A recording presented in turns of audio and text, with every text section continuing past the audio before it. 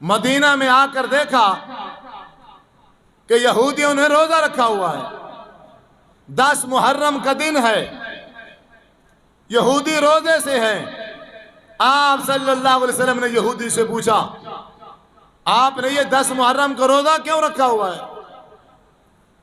وہ کہنے لگا کہ ہم 10 محرم کا روزہ اس لیے رکھتے ہیں کہ یہ 10 محرم کا دن وہی دن ہے جس دن میں اللہ تعالی نے موسیٰ علیہ السلام کو اور اس کی قوم کو فرعون سے نجات دلوائی تھی۔ تو موسیٰ علیہ السلام نے اس نجات کی خوشی میں اللہ تعالیٰ کا شکریہ ادا کرنے کے لیے 10 محرم کا روزہ رکھا، اس لیے ہم بھی 10 محرم کا روزہ رکھتے ہیں۔ آپ صلی اللہ علیہ وسلم نے ارشاد فرمایا، یہودیوں سے موسیٰ اما بعد فاعوذ باللہ من الشیطان الرجیم بسم اللہ الرحمن الرحیم ان عدت الشہور عند اللہ 12 شہرا فی کتاب اللہ یوم خلق السماوات والارض منها 4 حرم ذلك الدین القیم فلا تظلموا فیہن انفسکم وقاتلوا المشرکین کافہ کما یقاتلونکم کافہ واعلموا ان اللہ مع المتقین۔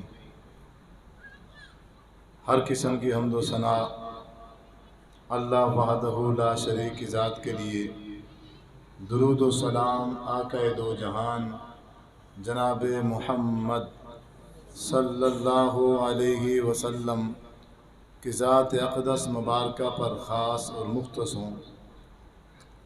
پارہ نمبر 10 ہے، سورۃ التوبہ ہے اور آیت نمبر 46۔ ان عدت الشہور عند اللہ 12 شہرا فی کتاب اللہ، مہینوں کی جو گنتی ہے وہ اللہ تعالیٰ کے نزدیک 12 مہینے ہیں۔ یوم خلق السماوات والارض، جس دن سے اللہ تعالیٰ نے آسمان اور زمین کو پیدا کیا۔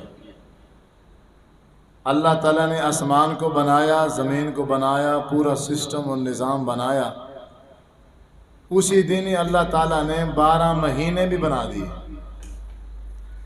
منہا 4 حرم، ان 12 مہینوں میں سے 4 مہینے حرمت والے ہیں،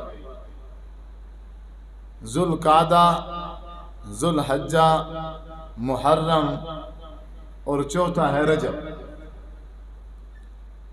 تو اللہ تبارک و تعالی نے محرم کے مہینے کو، جس دن سے آسمان اور زمین کو بنایا، اسی دن سے حرمت والا بنا دیا۔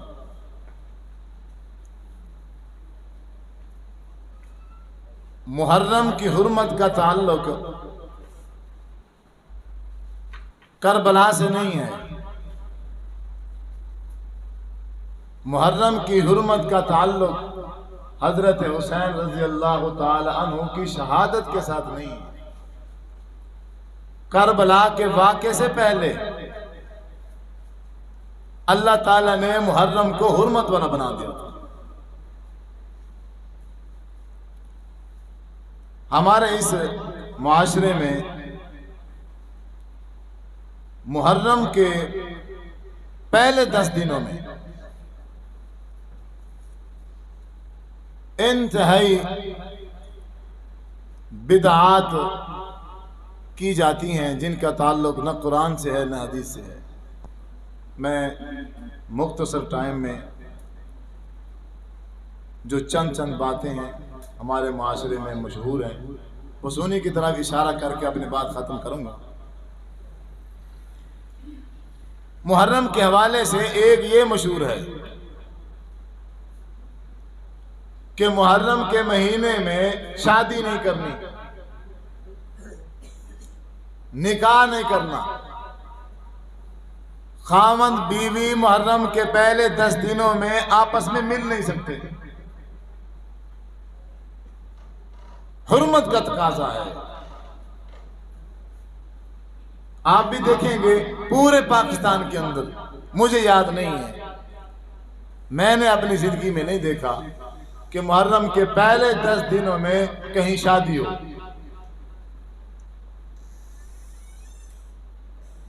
جبکہ ہمارے نبی حضرت محمد صلی اللہ علیہ وسلم، آپ کی پیاری بیوی حضرت خدیجۃ الکبریٰ رضی اللہ تعالی عنہا کے ساتھ جو حضور کی شادی ہوئی محرم میں ہوئی۔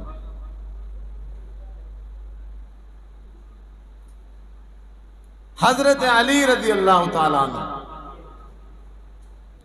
ان کی شادی جب حضرت فاطمہ الزہرا رضی اللہ تعالی عنہا سے ہوئی محرم کے مہینے میں، یعنی خود حضرت علی رضی اللہ تعالی عنہ کی شادی بھی محرم میں ہو گئی۔ پھر حضرت علی کو ماننے والے وہ پھر بھی محرم میں شادی نہیں کرتے۔ یا تو آپ غلط کرتے ہو، یا تو پھر حضرت علی رضی اللہ تعالی عنہ سے غلطی ہو گئی کہ انہوں نے آپ صلی اللہ علیہ وسلم کی بیٹی سے ادھر سے نکاح دینے والے کون ہیں؟ اللہ کے رسول صلی اللہ علیہ وسلم، صاحب شریعت، جن کا دین ہے، جن کی شریعت ہے، وہ محرم میں اپنی بیٹی کا نکاح حضرت علی رضی اللہ تعالیٰ عنہ کے ساتھ کر رہے ہیں۔ تو اس سے پتہ یہ چلا کہ ہمارے معاشرے میں یہ جو مشہور ہے کہ محرم میں شادی نہیں کی جا سکتی، نکاح نہیں کیا جا سکتا، خاوند بیوی آپس میں مل نہیں سکتی۔ میرے پاس فون آیا، کوئی جماعتی ساتھی تھا کہ میرے ساتھ مولوی صاحب بیٹھے ہیں، وہ کہتے ہیں کہ آپ محرم کے پہلے 10 دنوں میں خاوند بیوی آپس میں نہیں مل سکتے۔ میں نے کہا میری بات کراؤ۔ میں نے اس سے کہا بھئی اگر 10 دنوں میں خاوند بیوی سے نہ ملیں تو پھر کہاں جائیں؟ آپ بتاؤ، آپ نے یہ بات کیوں کی ہے؟ کہاں سے کی ہے؟ آپ کو کس نے کہا ہے کہ محرم کے پہلے 10 دنوں میں خاوند بیوی نہیں مل سکتی؟ بتاؤ۔ اگر اس کی وجہ شہادت ہے، اگر اس کی وجہ خاوند اور بیوی کے نہ ملنے کی وجہ حضرت حسین رضی اللہ تعالی عنہ کی شہادت کا احترام ہے، پھر کوئی مہینہ بھی ایسا نہیں ہے، 12 مہینوں میں سے کوئی مہینہ ہی ایسا نہیں ہے کہ جس مہینے میں کسی صحابی کی شہادت نہ ہوئی ہو۔ پھر ہم کہاں جائیں؟ یہ من گھڑت سب سنی سنائی، کیونکہ ہمیں عادت نہیں ہے تحقیق کرنے کی، پوچھنے کی، اور اس لیے آج کا جو مولوی ہے وہ بالکل آزاد ہے، وہ سمجھ گیا ہے، وہ جان گیا ہے۔ سامنے جتنے بھی ساتھی بیٹھے ہیں کسی کے اندر یہ جرت نہیں ہے کہ کھڑا ہو کے سوال کر سکے، یا پوچھ لے آپ نے یہ جو بات کی ہے قرآن کی کس آیت میں ہے یا حدیث کی کس کتاب میں ہے، آپ کوئی حوالہ دے سکتے ہیں؟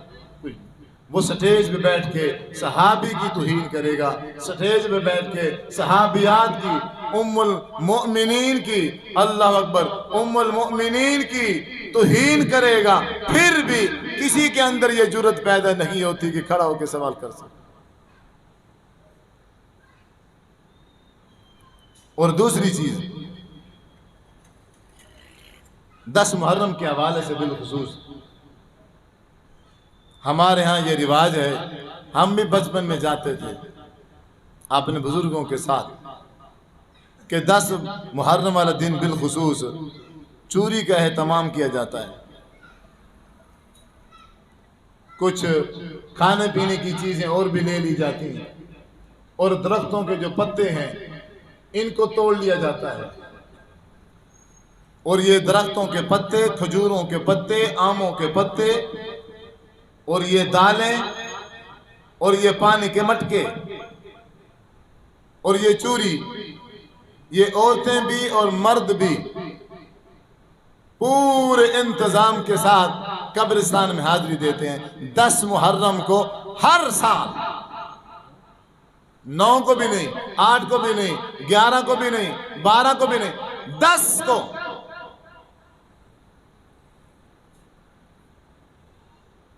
वहां जाके वो जो दालें हैं वो कब्र के ऊपर ऐसे फेंक देते हैं। वो जो खाने पीने वाली चीजें हैं कब्र के ऊपर फेंक देते हैं। पक्षी आएंगे खाएंगे। अकीदा क्या है? पक्षी आएंगे खाएंगे। पानी रख देते हैं। मैं ये नहीं समझता कि उनका शायद ये अकीदा है कि मुर्दे नीचे से निकल के फिर पानी पिएंगे। नहीं, पक्षी आएंगे पानी पिएंगे। खजूर के तने डाल दिए जाते हैं और आम के पत्ते डाल दिए जाते हैं। वजह, ये सारा कुछ क्यों किया जा रहा है? ये कहते हैं ये इसलिए हो रहा है कि ये जो खजूर के तने हैं, आम के पत्ते हैं, ये जब तलक हरे रहेंगे, खुश्क नहीं होंगे, ये तस्बीह करते रहेंगे और इनकी तस्बीह की वजह से मुर्दों के अज़ाब में तखफीफ हो जाएगी।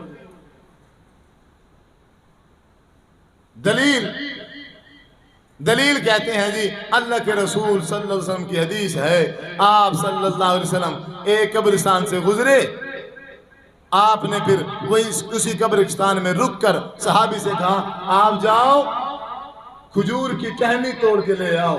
वो सहाबी खजूर की टहनी तोड़ के ले आया। आप सल्लल्लाहु अलैहि वसल्लम ने उसके 2 टुकड़े किए। एक टुकड़ा उस कब्र पे लगा दिया, दूसरा टुकड़ा दूसरी कब्र पर लगा दिया और आप वहां से रवाना हो गए। और जब ये टुकड़े लगाए और उस वक्त ये इरशाद फरमाया कि मुझे अपने रब पर ये उम्मीद है कि जब तलक ये टहनियां हरी रहेंगी, अल्लाह ताला से मुझे उम्मीद है कि अल्लाह ताला इनके अजाब में तखफीफ कर देगा। सहाबा ने कहा, या रसूल अल्लाह सल्लल्लाहु अलैहि वसल्लम, हमने आपको पहले कभी नहीं देखा ऐसे करते हुए, आपने पहली बार ऐसा किया है, वजह क्या है? आप सल्लल्लाहु अलैहि वसल्लम ने इरशाद फरमाया, जिब्राईल अमीन आए, उन्होंने आके मुझे बतलाया कि इन 2 कब्र वालों को अजाब हो रहा है। इसमें से एक कब्र वाले को अजाब इसलिए हो रहा है कि उसकी ये गलती है, जब वो पेशाब करता था, बिलखुसूस छोटा पेशाब जब करता था, उसकी ये आदत थी कि उस वक्त वो एहतियात नहीं करता था, पक्की जगह पर बैठ जाता था, सख्त जगह पर बैठ जाता था, तो पेशाब के प्रेशर की वजह से वो छींटे उठते थे, इसके जिस्म पर भी लग जाते, इसके कपड़ों पर भी लग जाते। या बाज़ बात ऐसे होता है, आदमी सफ़र कर रहा है, वाशरूम का इंतज़ाम नहीं है, रास्ते में ही ज़रूरत महसूस हो गई, गाड़ी को साइड पर खड़ा किया और रोड की एक साइड पर वहीं बैठ गए। ना बट्टों का कोई इंतज़ाम है, ना ढीलों का कोई इंतज़ाम है, ना साथ में कोई पानी है, ऐसे पेशाब करके खड़ा हो जाता। कपड़े भी पलीद हो गए, जिस्म भी पलीद हो गया। फरमाया, इस बंदे को कब्र में इसलिए अजाब हो रहा है, ये बंदा अपने आप को पेशाब के छींटों से नहीं बचा पाता। इसलिए आप सल्लल्लाहु अलैहि वसल्लम जब खुद क़ज़ाए हाजत करने के लिए जाते थे, हज़रत अनस रज़ियल्लाहु ताला अन्हु फरमाते हैं, मैं भी होता था, मेरे साथ एक और भी बच्चा होता था, मेरे हाथ में पानी का लोटा होता था, उसके हाथ में नेज़ा होता था। फिर जब आप क़ज़ाए हाजत के लिए जाते, नेज़ा ले लेते, दूर चले जाते, वहाँ जाके पहले जगह को कुरेद कर नरम करते, फिर आप सल्लल्लाहु अलैहि वसल्लम क़ज़ाए हाजत फरमाते। इतना इंतजाम कि कहीं पेशाब के छींटे कपड़ों पर और जिस्म न पड़ जाए। हम तो इनको बिल्कुल मामूली समझते हैं, लेकिन इन्हीं की वजह से इंसान को कब्र में अजाब दिया जाता है। और मैं दूसरा बंदा जिसको कब्र में अजाब दिया जा रहा था, उसका गुनाह ये था कि वह अपनी दुनियावी जिंदगी में गीबत करता था, गीबत जो हमारी मरगूब ग़िज़ा है। इन दोनों की वजह से उनको अजाब हो रहा है। और मैंने उन दोनों की कब्र पर, जब जिब्राईल अमीन ने मुझे बताया, तो मैंने दोनों की कब्र पर ये 2 टहनी के 2 टुकड़े लगा दिए और उम्मीद की है अल्लाह ताला से کہ یا اللہ جب تلک یہ ہری رہیں، تازہ رہیں، خشک نہ ہوں، مجھے اللہ پر امید ہے کہ ان کے عذاب میں تخفیف ہو جائے گی۔ یہاں بہت سارے سوال اٹھتے ہیں۔ پہلا سوال یہ ہے کہ آپ صلی اللہ علیہ وسلم نے پورے قبرستان میں صرف 2 قبروں پر کیوں لگایا؟ باقی قبریں بھی تھیں۔ خود حضور صلی اللہ علیہ وسلم کی ماں کی قبر، آپ صلی اللہ علیہ وسلم نے آپ نے ابا جی کی قبر پر کیوں نہ لگایا؟ اپنے دادا جی کی قبر پر کیوں نہ لگایا؟ اپنی پیاری بیوی خدیجۃ الکبریٰ رضی اللہ عنہا کی قبر پر کیوں نہ لگایا؟ اپنی پیاری بیٹی، بڑی بیٹی حضرت زینب رضی اللہ تعالی عنہا کی قبر پر کیوں نہ لگایا؟ آپ کے کتنے رشتہ دار ہیں؟ آپ کے 3 بیٹے اس دنیا میں رخصت ہو گئے، آپ کی موجودگی میں ان کی قبر پر کیوں نہ لگایا؟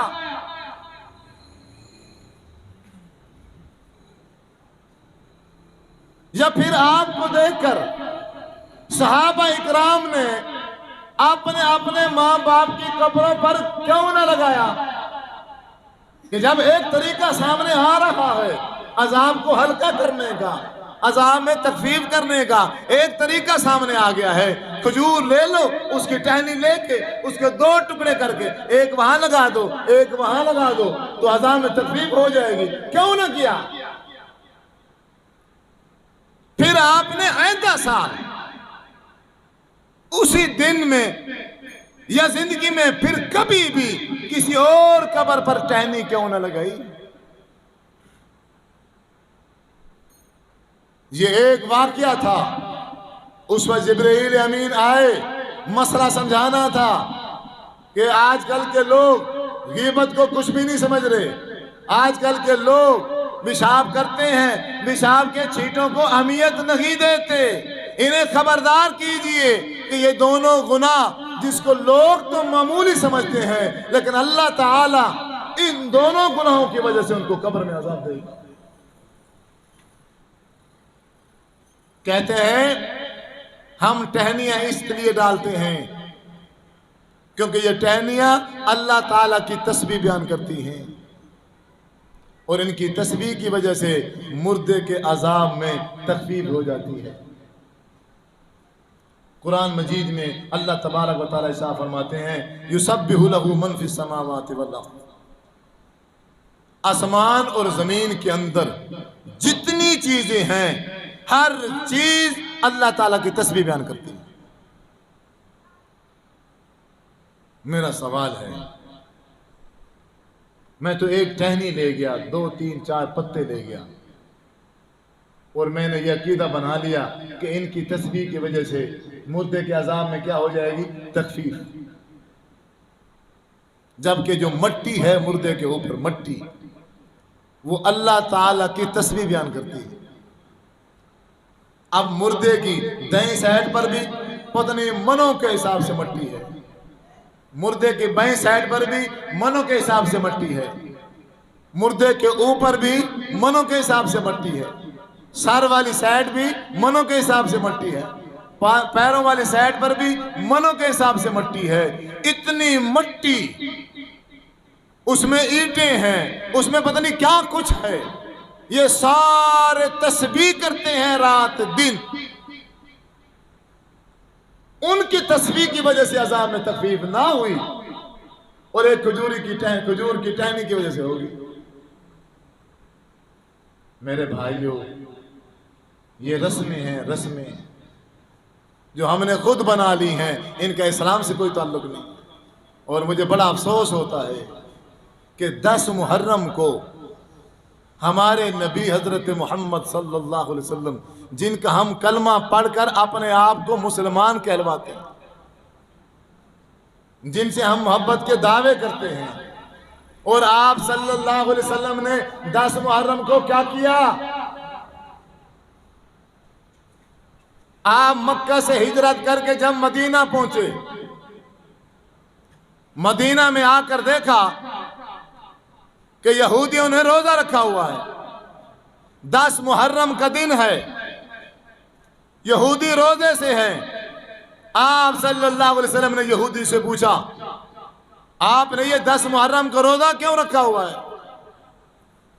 وہ کہنے لگا کہ ہم 10 محرم کا روزہ اس لیے رکھتے ہیں کہ یہ 10 محرم کا دن وہی دن ہے جس دن میں اللہ تعالی نے موسیٰ علیہ السلام کو اور اس کی قوم کو فرعون سے نجات دلوائی تھی۔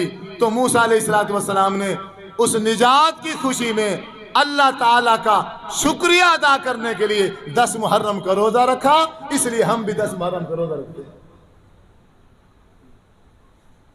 آپ صلی اللہ علیہ وسلم نے ارشاد فرمایا، یہودیوں سے موسیٰ علیہ السلام سے ہمارا زیادہ تعلق ہے، یہودیوں کی نسبت موسیٰ علیہ السلام سے ہمارا زیادہ تعلق ہے۔ اے صحابہ کرام سنو، آئندہ ہم بھی 10 محرم کا روزہ رکھیں گے، میں بھی رکھوں گا۔ اے صحابہ کرام تم بھی 10 محرم کا روزہ رکھو، بلکہ آپ صلی اللہ علیہ وسلم نے ارشاد فرمایا، رمضان المبارک کے روزوں کے بعد اگر سب سے افضل ترین روزہ ہے تو 10 محرم کا روزہ۔ آپ نے رمضان المبارک کے روزوں کی تیاری کی، آپ مکمل رمضان کے روزوں کی تیاری کرتے تھے باقاعدگی سے۔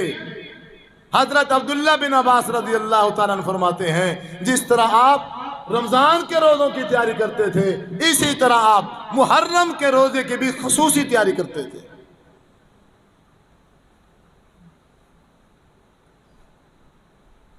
ہم جس نبی کی امت ہیں، ہم نے جس نبی کا کلمہ پڑھا ہے اور اپنے آپ کو مسلمان کہلواتے ہیں، اس نبی نے تو روزہ رکھا،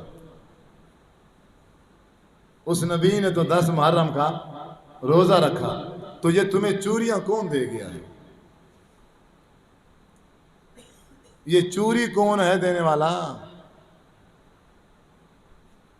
اسلام اور دین تو اللہ کے رسول کا ہے صلی اللہ علیہ وسلم۔ حضور نے تو روزہ رکھا، چوری کہاں سے لائے ہو؟ نہیں سمجھو گے آپ، یہ پہلی بار آپ نہیں سن رہے ہو، پتہ نہیں کتنی بار پہلے بھی سن چکے ہو، لیکن ایک عادت ہے، باپ دادوں سے ایک طریقہ سنا ہے، لیا ہے، اب جان تو جا سکتی ہے لیکن باپ دادوں کے طریقے کو نہیں چھوڑ سکتے۔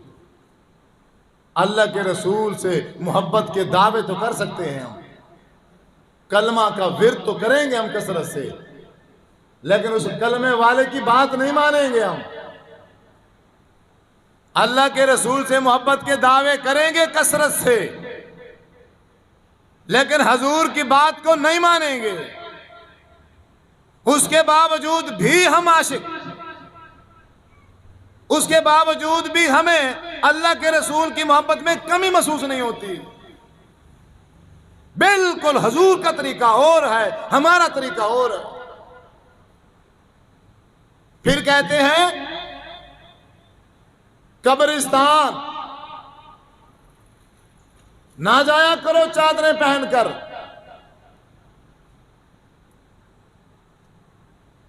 وجہ بھائی چادریں پہن کے قبرستان نہ جایا کرو، مردے نیچے سے دیکھتے ہیں، مردے کو سلوار سے نظر نہیں آتا، چادر سے نظر آ جاتا ہے۔ رکاوٹ دیکھو کیا ہے، منوں کے حساب سے اس کے اوپر مٹی ہے، منوں کے حساب سے اس کے اوپر مٹی ہے۔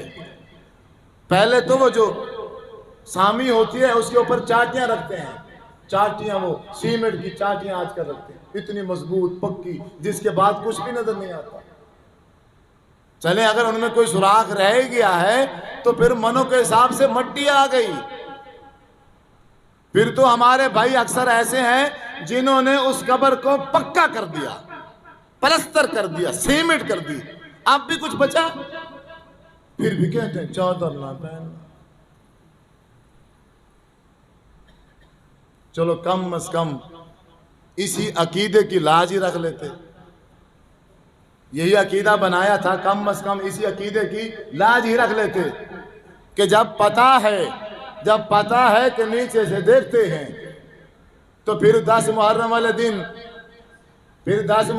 دن اماں کا کیا کام ہے قبرستان میں؟ باجی کیا لینے گئی ہے قبرستان؟ اور اس کی تیاری کرا کے کیوں لے گیا ہے تو؟ یا تو عقیدہ بدل دو یا عمل بدل دو۔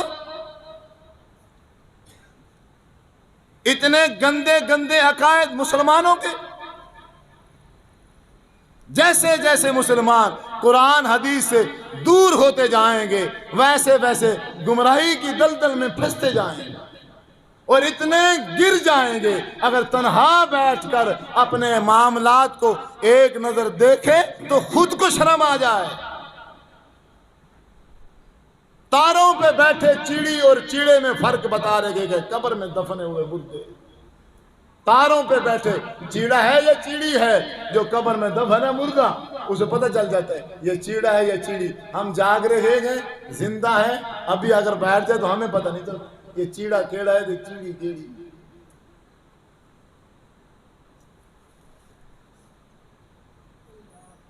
اب تو ہنس کے بعد ٹال دو گے۔ ان سے پوچھو جو مسلمان نہیں ہیں وہ تم پر کیسے ہنستے ہیں۔ یہ ہمیں خاک مسلمان کریں گے جو صحیح معنوں میں خود ہی مسلمان نہیں ہیں، جنہیں خود اسلام کی تمیز نہیں ہے، پتہ ہی نہیں ہے اسلام کیا ہوتا ہے۔